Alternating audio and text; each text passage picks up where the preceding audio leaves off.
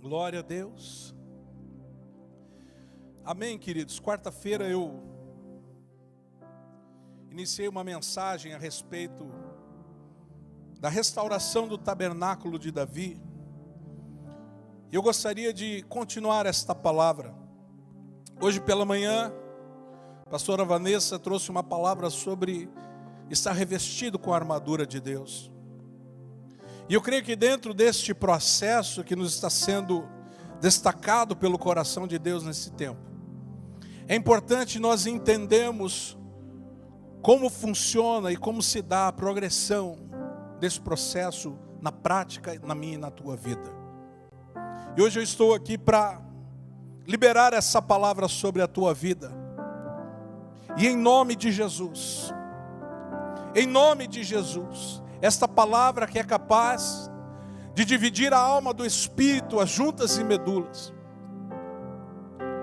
que essa palavra ela seja frutífera dentro do nosso espírito, que seja uma noite de libertação, uma noite de liberdade, porque Deus nos fez para sermos habitação do seu santo nome, do seu santo Espírito. E tenho certeza que Deus nos está trazendo para um tempo de alinhamento para derramar da sua glória. Abra a tua Bíblia comigo, ali no livro de Atos, no capítulo 15.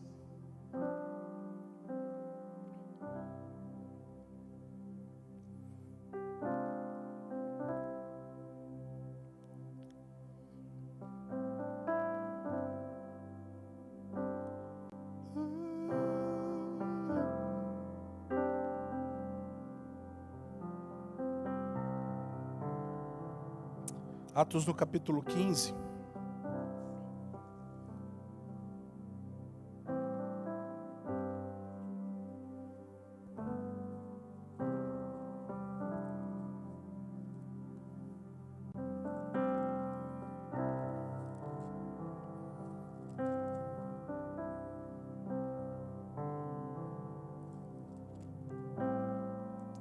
A partir do versículo 16.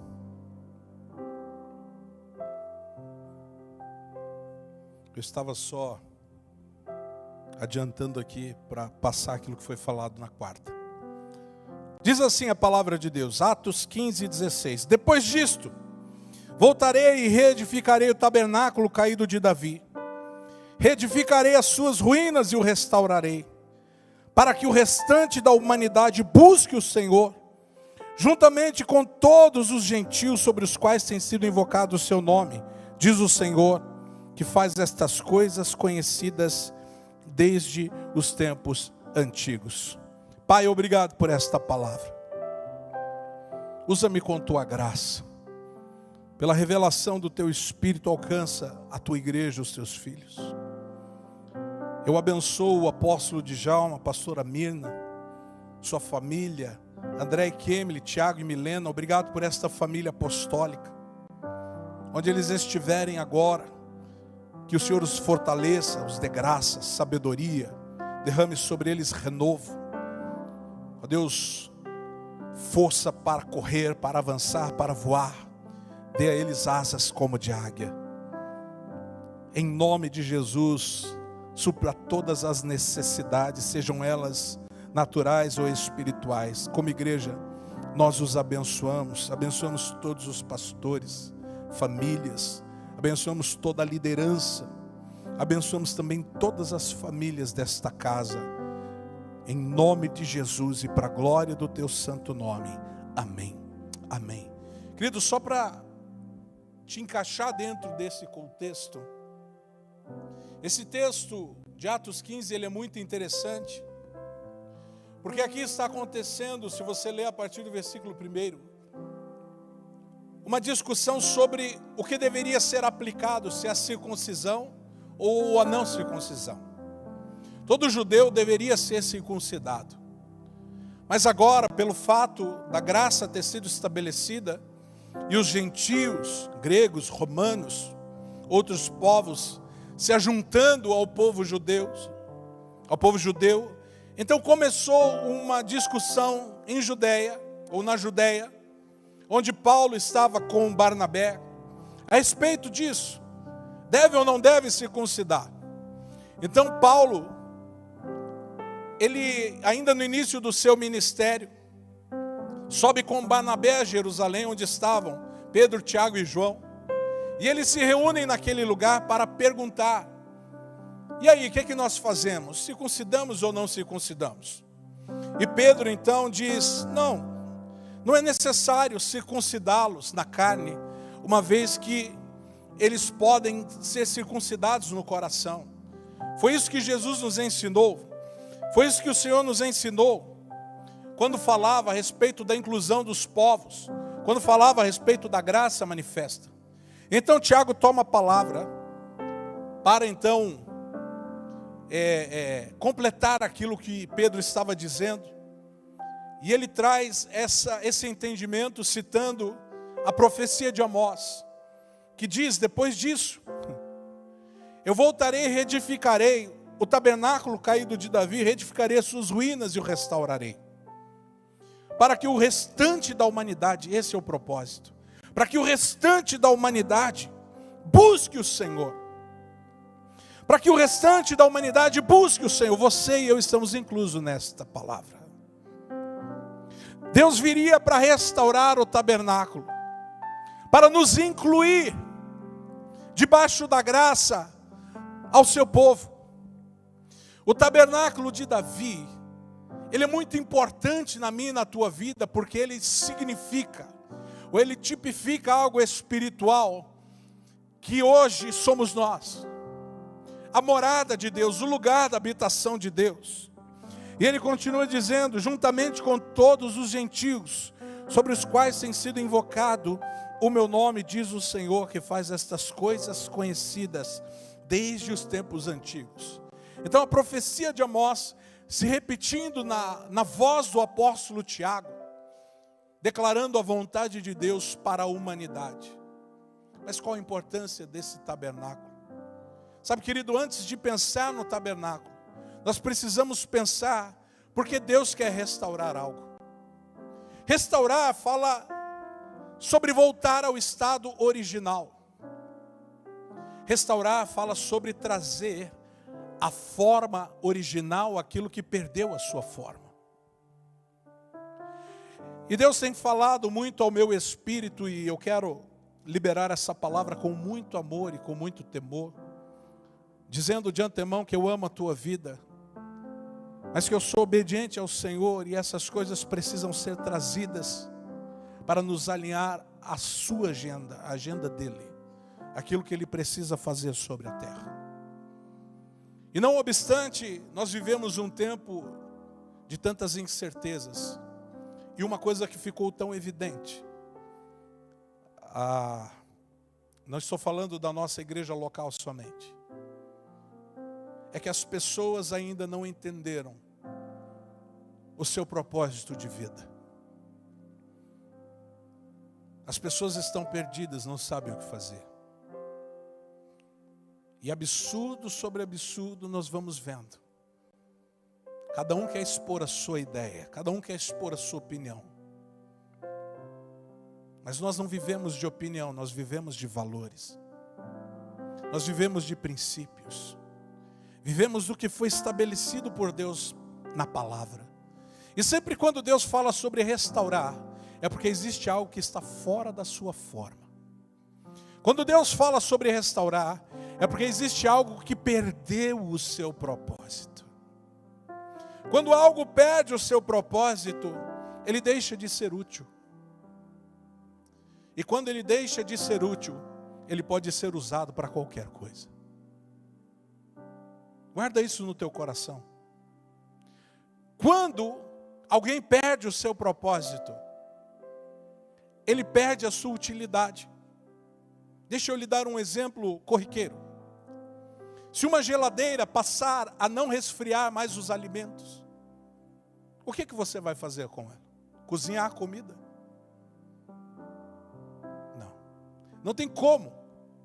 Porque o propósito é resfriar. Da mesma forma, Se eu tenho um telefone celular que não liga mais, que a tela ficou escura, que não funciona, ele perdeu a sua utilidade.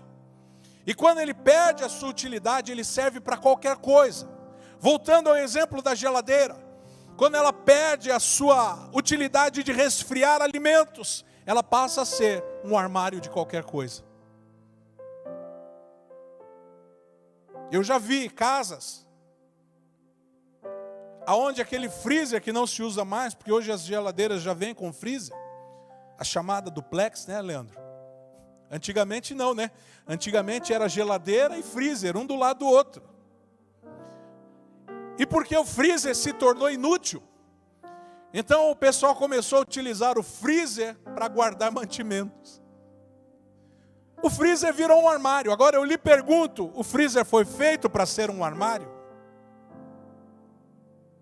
Pastor, mas ele está sendo útil para guardar as coisas, mas não foi para isso que ele foi criado. Você pode estar sendo útil nessa hora para alguma coisa que não é o teu propósito. E neste lugar onde você é útil para alguma coisa que não é o teu propósito, você pode até ter felicidade, mas você jamais será realizado.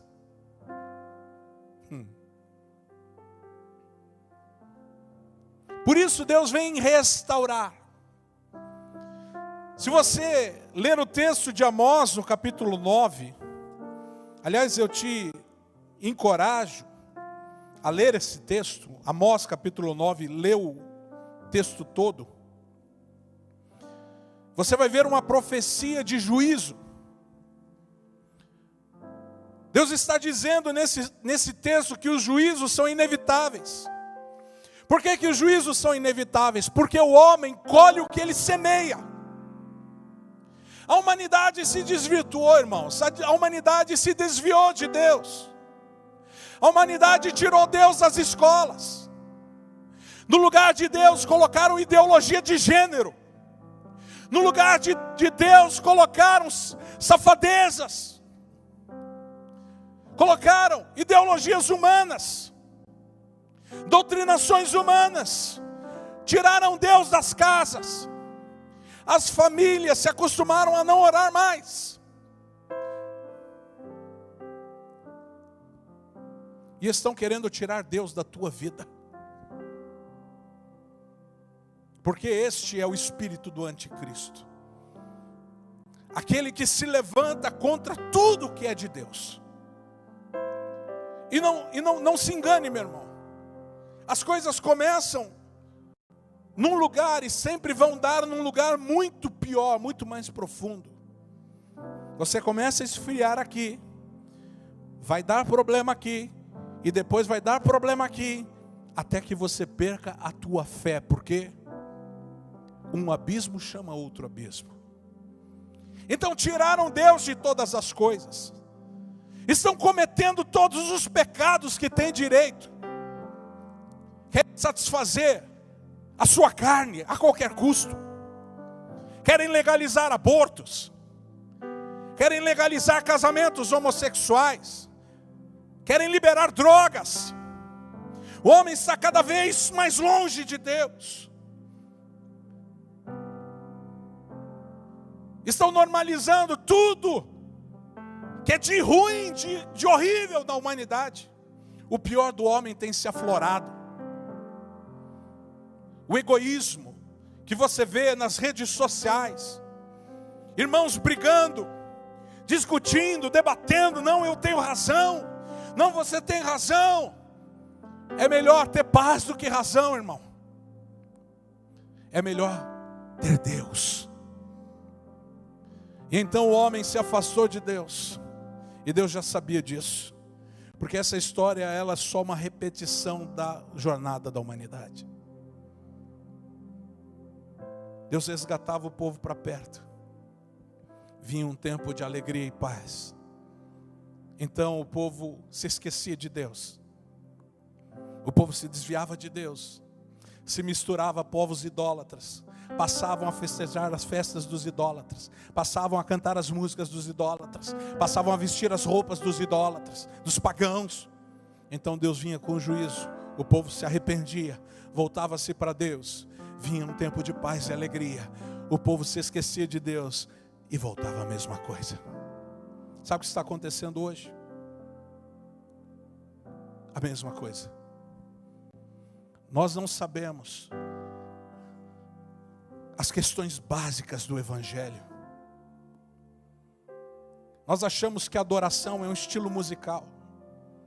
Achamos que a adoração é vir à igreja e cantar uma canção e dizer: pronto, adorei a Deus. Nós não temos base apologética, nós não conseguimos defender a nossa fé. E o apóstolo Pedro diz: ei, estejam prontos para responder a qualquer um que vos perguntar qual é a razão da esperança da vossa fé. Nós nos desviamos, porque passamos a amar o mundo.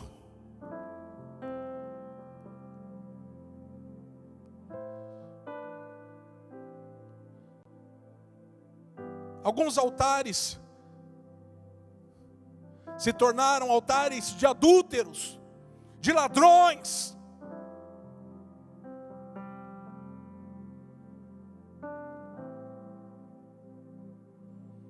Crentes sem valores, compram e não pagam. Tomam emprestado e não devolvem. Sem valores. Então Deus diz: eu vou voltar e vou restaurar. Aí você diz: por quê, pastor? Porque nós precisamos ser mais restaurados do que reconhecidos.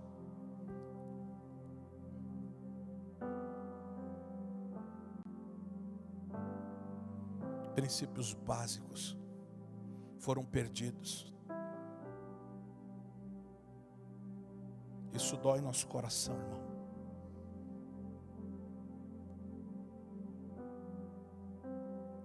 Os nossos jovens estão sendo doutrinados por youtubers que não têm princípios, que não têm valores, que estão deturpando a alma do teu filho e da tua filha. Estão inserindo informações desde criança.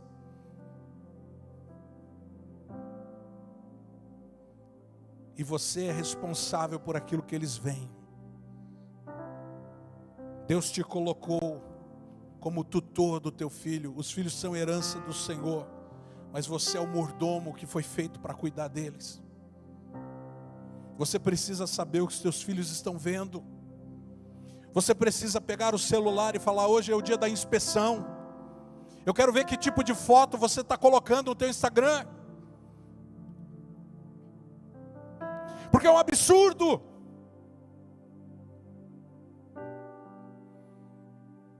Nós perdemos a noção. Perdemos a honra. Perdemos o respeito pelo Espírito.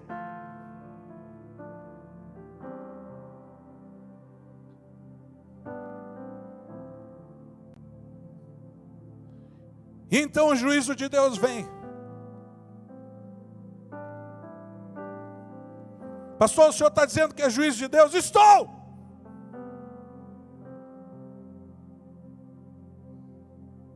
Estou!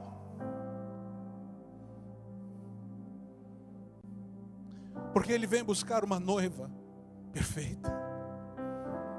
Ele vem buscar uma noiva sem mácula. Ele vem buscar uma noiva adornada. Ele não vem buscar uma noiva descompromissada. Não vem buscar uma noiva adúltera. Ele vem buscar uma noiva justificada e santificada. Por isso Deus vem para restaurar. O tabernáculo de Davi fala a respeito de mim e de você. Por quê, pastor?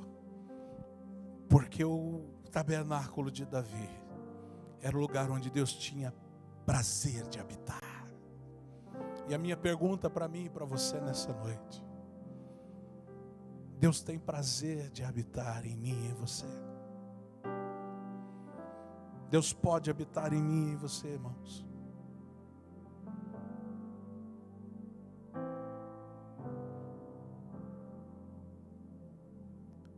Olhe para dentro de si. E responda para si mesmo.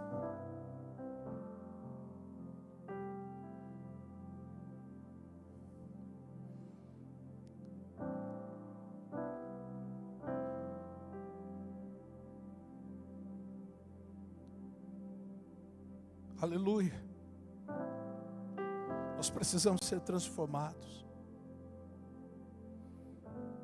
Nós precisamos ter o nosso caráter tocado por Deus e moldado por Ele. Porque um caráter transformado é um coração restaurado. Lembre-se disso. Um caráter transformado é um coração restaurado. Lembra-te do significado de restauração. É fazer voltar ao estado original. Qual que é o estado original, pastor? É o estado de intimidade e comunhão com o Pai. Eu e você somos templo do Espírito Santo. E Ele é perfeito. O Espírito Santo é perfeito. Mas eu e você, essa casa, esse tabernáculo, esse lugar de habitação de Deus precisa ser limpo.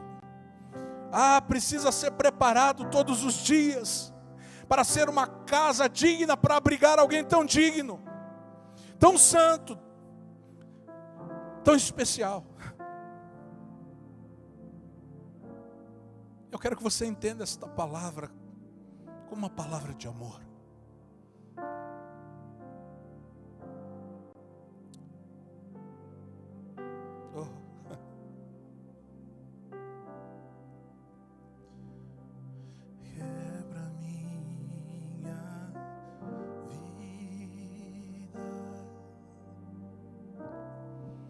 E faz-a de novo. Eu quero ser.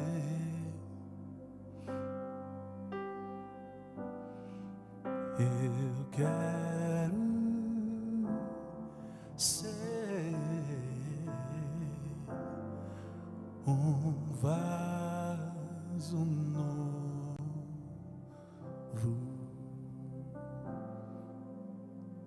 Pastor, como é que eu faço isso? Como é que eu posso deixar a minha casa preparada? Como é que eu posso permitir que Deus restaure o tabernáculo que sou eu? Como é que eu posso me abrir para Deus me restaurar? Existem coisas que ainda me perseguem. Existem coisas que ainda me machucam. Como o apóstolo Paulo disse, aquilo que eu quero fazer, o bem que eu quero fazer eu não faço, mas o mal que eu não quero, isso eu faço. Pastor, como é que eu faço? A primeira coisa, e para isso eu quero usar um texto que está lá em 2 Crônicas 29. 2 Crônicas 29. Diz assim: Ezequias tinha 25 anos de idade quando começou a reinar. E reinou 29 anos em Jerusalém. A mãe dele se chamava Abia e era filha de Zacarias. Ezequias fez o que era reto aos olhos do Senhor, segundo tudo o que Davi, seu pai, havia feito. Vamos parar aqui por enquanto. Sabe, queridos, uma coisa muito interessante. Davi não era pai de Ezequias, pai biológico. O pai biológico de Ezequias chamava Acás. Mas Acás não fez o que era reto perante os olhos do Senhor. Acás se desviou dos preceitos de Deus, dos caminhos de Deus. E o povo passou a pagar por isso. E Ezequias começa a reinar com 25 anos de idade. E Ezequias decide em seu coração fazer o que era reto. Então deixa eu te dar uma palavra. Não importa o teu passado. Não importa quem foi a tua referência. Você precisa tomar uma decisão de dar certo. Você precisa tomar uma decisão de ser bem-sucedido. Você precisa tomar uma decisão. Pastor, mas meu pai... querido, meu pai foi matador de aluguel. O meu pai batia na minha mãe. O meu pai violentava. O meu pai fazia muita coisa. Mas eu decidi no meu coração, eu vou ser um servo de Deus. porque ele olhou para uma referência que valia a pena. Ezequias olha para o seu pai e diz: não, esse não pode ser a minha referência. Então ele olha para Davi e diz: Davi é o meu pai. É o meu pai porque eu vou dar continuidade no seu legado, porque eu me identifico com a missão dele e vou continuar a sua missão. Então Ezequias começa a reinar, e o versículo 2 diz que ele fez o que era reto perante o Senhor. Mas aqui no versículo 3 está o nosso primeiro ponto. O que eu preciso fazer para ser restaurado? No primeiro ano do seu reinado, no primeiro mês, abriu os portões da casa do Senhor e os reparou. A primeira coisa, sabe, a gente precisa entender que momento era esse. O povo de Israel estava devastado, haviam sido exilados, feitos escravos, destruíram o templo se tornou um lugar qualquer, fechado por tanto tempo. Quando Ezequias começa a reinar, a primeira coisa que vem no seu coração: vamos reabrir o templo, porque sem a presença de Deus nós estamos fadados ao fracasso. Sem a presença de Deus nós estamos fadados a ser destruídos. Deus tem uma aliança conosco, e se nós restaurarmos o tabernáculo, se nós restaurarmos o seu templo, Ele virá sobre nós com sua misericórdia, e vai nos restaurar, e vai nos fazer ser bem sucedido na nossa jornada. Então Ezequias abre a porta e restaura. Esse é o primeiro ponto. Quer ser restaurado? Abra a porta do teu coração e deixe o Espírito Santo te restaurar. Apocalipse capítulo 3, versículo 20 diz assim: eis que estou à porta e bato. Se alguém ouvir a minha voz e abrir a porta, então entrarei em sua casa e cearei com ele e ele comigo. Pastor, o que significa isto? Significa não fechar a porta para o Espírito Santo. Ele virá bater e falar assim: ei, Adson, isso não está certo, você tem que mudar isso. E eu não posso resistir ao Espírito fechando o meu coração, dizendo: não, aqui o Senhor não vai tocar. Não, eu preciso abrir a porta do meu coração e dizer: tá bom, Espírito Santo, você está certo. Eu preciso aceitar a transformação do meu caráter. Eu preciso aceitar a transformação do meu temperamento, da minha personalidade. Foi isso que Jesus fez com os discípulos que andaram com Ele. Jesus pega aqueles homens, cada um do seu jeito, com o seu temperamento, com sua maneira de ser, e ao longo da sua jornada, então começam a ser transformados, porque são tocados por Jesus. O Pedro que inicia a sua jornada no início do Evangelho, não é o mesmo Pedro que prega em Atos e 3.000 se convertem, cheio do Espírito Santo. Não importa como você esteja agora, importa como você quer ser transformado. Importa que você se abra para o Espírito entrar. Abra a porta do teu coração.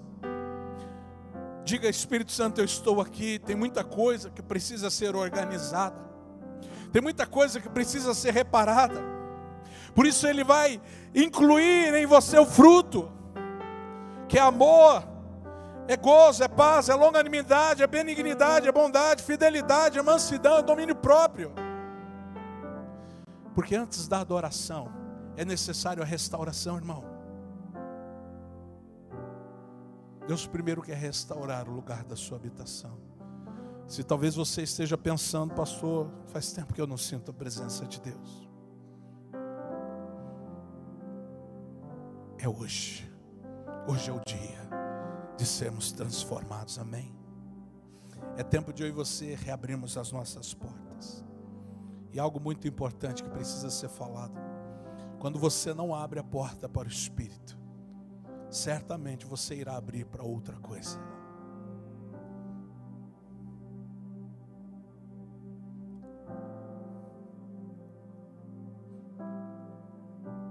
Em nome de Jesus, abra a porta do teu coração. Você foi comprado por um preço alto.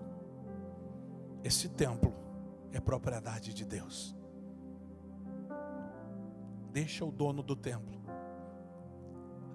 reparar e restaurar o teu coração. A segunda coisa que Ezequias fez está no versículo 5 e 6.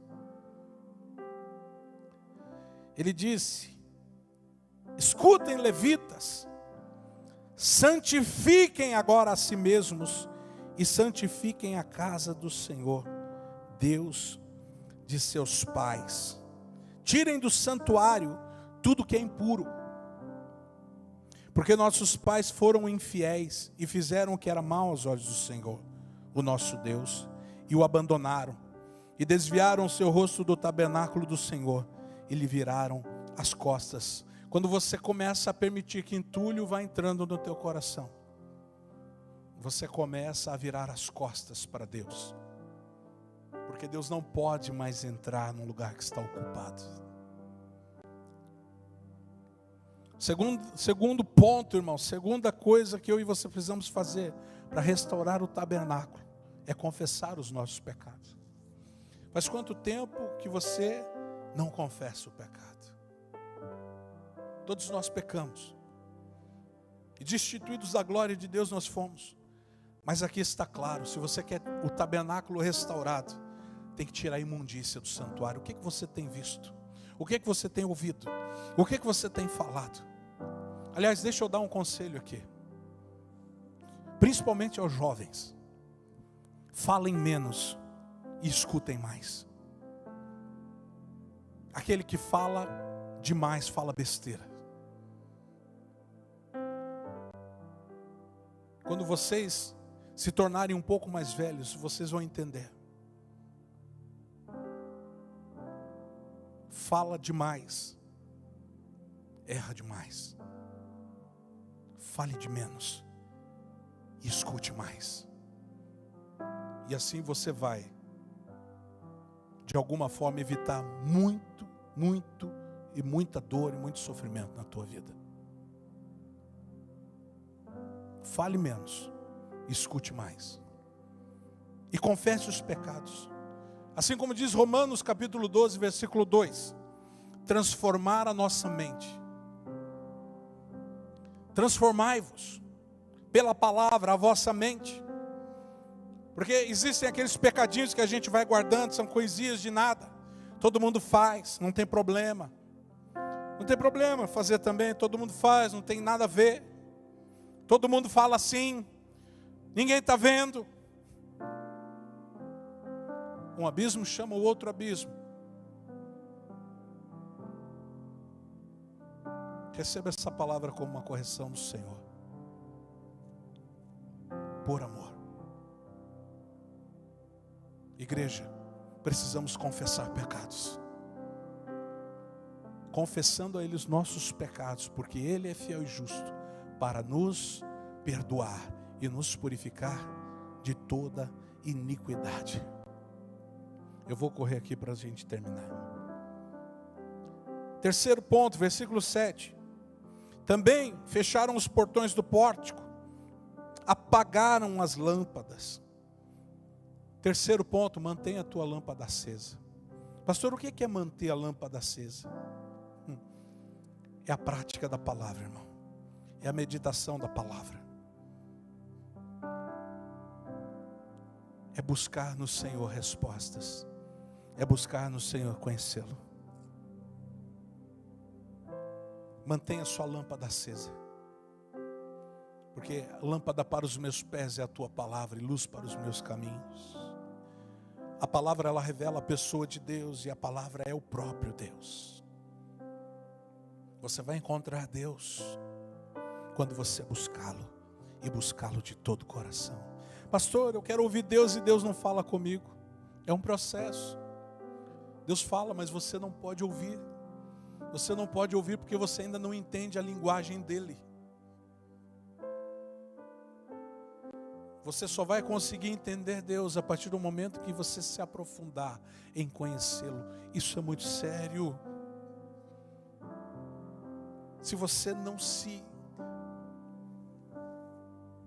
aplicar em conhecer ao Senhor, irmãos, você não tem propósito de vida. Atos capítulo 17, versículo 25 diz que Deus fez a partir de um homem toda a humanidade para buscar a Deus. Se você não buscar conhecê-lo, se eu não buscar conhecê-lo, Pode ser que naquele dia nós cheguemos diante dele e ele diz: apartai-vos de mim, porque eu não te conheço. Ei, você não quer ouvir isso? Eu não quero ouvir isso. Então se aplique em conhecer o Senhor. Como diz o profeta Oséias, capítulo 6, versículo 3: conheçais e prossigais em conhecer o Senhor. É assim que eu e você devemos andar. Pastor, qual é o meu propósito? Conhecer o Senhor. Pastor, o que eu tenho que fazer? Conhecer o Senhor. Como é que eu posso ouvir a Deus? Conhecendo o Senhor. Como é que eu faço isso? Vai para a palavra. Pastor, mas eu queria acordar um dia cheio de Deus e Deus apareceu um anjo. Não, irmão, vai para a palavra. Errais não conhecendo as Escrituras e nem o poder de Deus. Quanto tempo mais?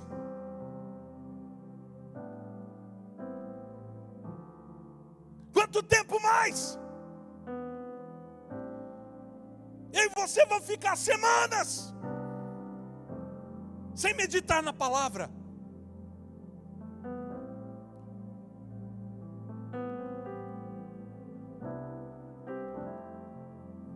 Deus está nos dando uma oportunidade. Deus está nos dando uma oportunidade de voltarmos às origens. Deus está nos dando uma oportunidade de olhar para Ele. A nossa vida estava muito ocupada, irmão. A nossa vida estava muito cheia de coisas. A gente estava muito cheio de coisas. E a gente agora tem uma oportunidade de olhar para Deus outra vez e alinhar o nosso passo. É um Deus de amor nos chamando de volta para debaixo das tuas asas. É um Deus de amor nos chamando de novo para o controle dEle, para o governo dEle. Porque no governo dEle nós seremos bem-sucedidos, a nossa jornada vai ser bem-sucedida. Ei, preste atenção. Se dedique em buscar o Senhor na palavra. Pastor, mas eu não entendo nada. Meu filho, quando você nasceu, era um recém-nascido, você não entendia nada, que você estava mamando no seio da tua mãe, mas você estava se alimentando. Você não tinha condição de entender no raciocínio, mas aquilo estava fazendo bem para o teu corpo. Então se aplique em conhecer o Senhor. Se aplique na sua palavra de dia e de noite. Bem-aventurado o homem que medita na sua lei de dia e de noite. O salmista chega a dizer: escrevi a sua palavra, no meu coração, para não pecar contra ti. Igreja, vamos nos aplicar em conhecer a Deus, em conhecer a sua palavra, para que ventos de doutrina não nos levem para lá e para cá. Agora eu acredito nisso, corre para cá. Agora eu acredito naquilo, corre para cá. O que está salvando agora? É o copo d'água. O que está salvando agora é a rosa. O que está salvando agora? Quem salva é Jesus. Aplique-se na palavra. Mantenha sua lâmpada acesa. Versículo 7 ainda, ele diz: apagaram as lâmpadas e não queimaram incenso. Quarto ponto: não deixe de queimar incenso. Pastor, o que é queimar incenso? Incenso é oração e adoração. Eu não vou ler todos os textos. Como é que você vai andar com Deus sem orar? Como é que você vai conhecer a Deus sem orar? Como é que você vai entender Deus sem orar? Sem buscar? Oração e adoração não podem parar na vida de um filho. Oração e adoração precisam ser constantes. Eles não queimaram incenso e por isso foram a boca rotas. É bancarrota, né? É alguma coisa assim, né? É isso que você quer, irmão? É isso que nós queremos? Chegar no fundo do poço? Não. Deus está nos chamando de volta. Aí, mantenha a tua lâmpada acesa, mas também queime incenso diariamente, todo o tempo que você puder. É isso que eu digo aos ministros de adoração, ao pessoal de música desta casa. Ministrar louvor é pegar a sua vida particular e colocar aqui. Nós não somos personagens nem artistas. não somos estrelas, não. Pegue o que você é em casa, pegue o que você faz em casa, no quarto com Deus, na sua intimidade, na sua busca, na sua adoração, na sua oração. Pega só aquilo e transporta para cá. É simples.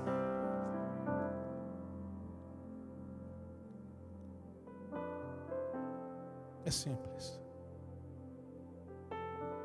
Sabe o que acontece? Eu e você não queimamos incenso na nossa casa. Não queimamos incenso nos nossos dias longe do templo. E quando chega no templo, a gente quer parecer alguém que queima incenso. Não vai funcionar. Não vai rolar. Por isso Deus está nos chamando hoje. Está te chamando, meu irmão. Está te chamando, minha irmã. Vem para debaixo das minhas asas. Eu quero restaurar você. Eu quero te realinhar ao teu propósito. Eu quero te fazer satisfeito. Eu quero te fazer feliz. Eu quero que você saiba que você vai ser utilizado para aquilo que você foi feito. E você vai ser satisfeito. Vai ser realizado. É no propósito que nós somos realizados. Jesus se retirava muitas vezes para orar sozinho. Se Jesus fazia isso, sendo filho de Deus, não deveria ser essa a minha e a tua vida? Não deveríamos nos aplicar a queimar incenso? Se Jesus fazia isso, como a Bíblia relata diversas vezes e constantemente, a Bíblia diz que ele tinha costume de fazer isso, ou seja, ele fazia isso o tempo todo. Quanto mais eu e você, pecadores, falhos, limitados, se não queimarmos incenso, se o incenso faltar, então cada vez mais longe estaremos de Deus.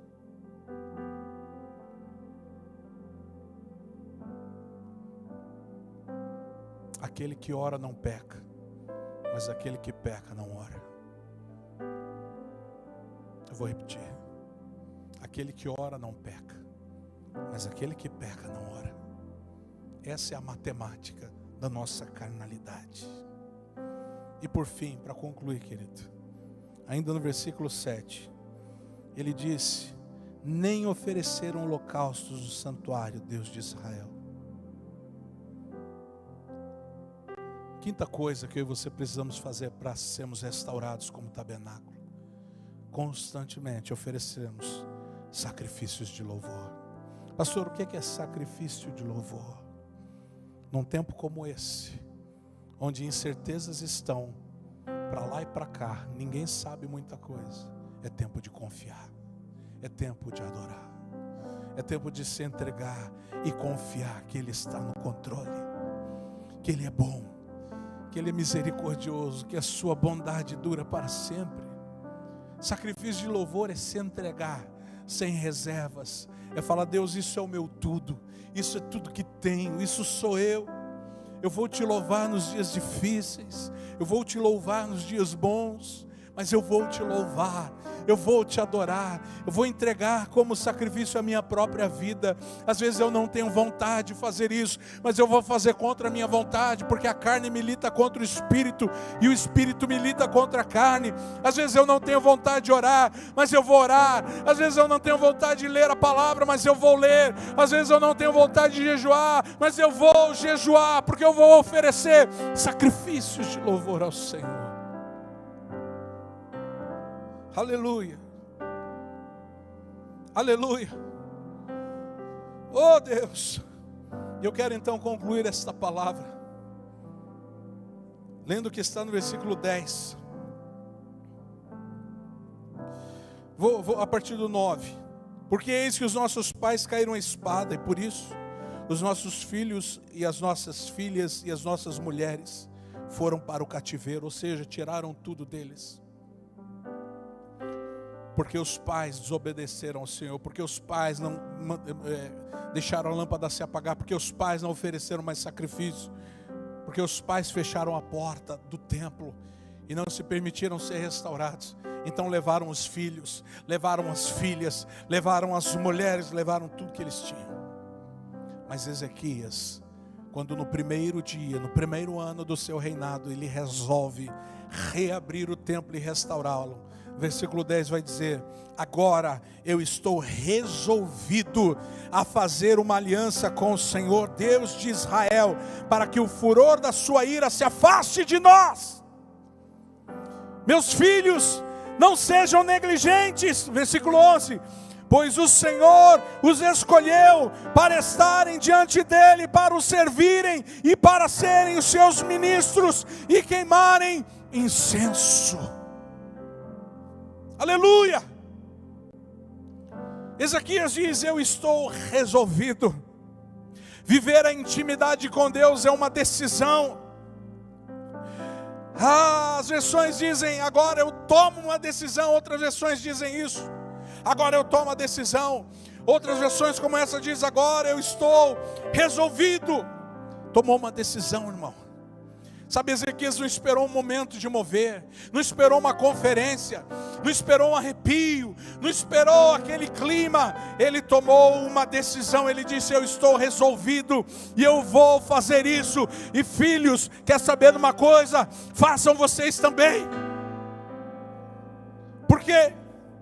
Porque o Senhor os escolheu para estarem diante dele, para o servirem, para serem os seus ministros e queimarem incenso. Então, meu irmão, o que você está esperando? O que você está esperando? Não espere mais.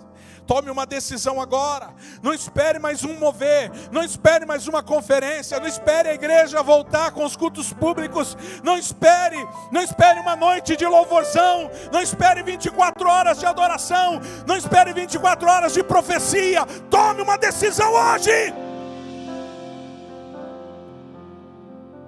Resolva. Faça uma aliança com Deus. Permita que o Espírito Santo te restaure nessa noite. Abra as portas do seu coração. Acenda a lâmpada, queime incenso, ofereça sacrifícios e renove nessa noite a tua aliança com Deus. Aleluia. Porque Deus quer ter intimidade comigo, com você. Salmo 25:14 diz: a intimidade do Senhor é para aqueles que o temem. Ele lhes fará conhecer a sua aliança.